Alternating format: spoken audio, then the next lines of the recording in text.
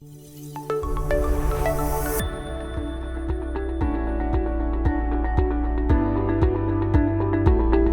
we've understood is how you take a broader look on a top-down way when you look at sectors that are observing tailwinds, and from a broad pool of 5,000 companies, you might have a coverage on, let's say, 50, 55 odd companies. What we would want to know is, when does a company that is in your coverage or a shortlisted company, when does a shortlisted company become a portfolio company? So there are many trigger points that we have identified, whether it is a management change, there are whether it is deleveraging story panning out, or whether there are slow changes happening over a long period of time in terms of business quality improving.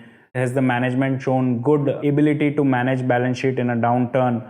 All those things brings the company on our radar, and then we wait for those points in time where we believe that odds are in our favor, or that the growth story has started panning out, or the some catalyst triggers that we have identified are playing out. That is when we bring the company into our portfolio. So just to give you an example of a company, there's a company called Laurus Labs. I have known the promoter since over 15-20 years. In its earlier avatar, Mr.Chava Satyanaran was a COO in a company called Matrix Labs, where we had invested way back in 2003-4.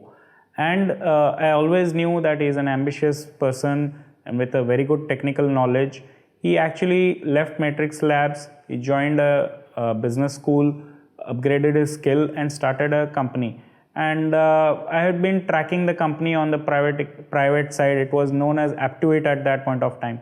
So they got in private equity and they continued to do well. They completely dominated entire retroviral API space. So when that company came to the market, it immediately came on our radar.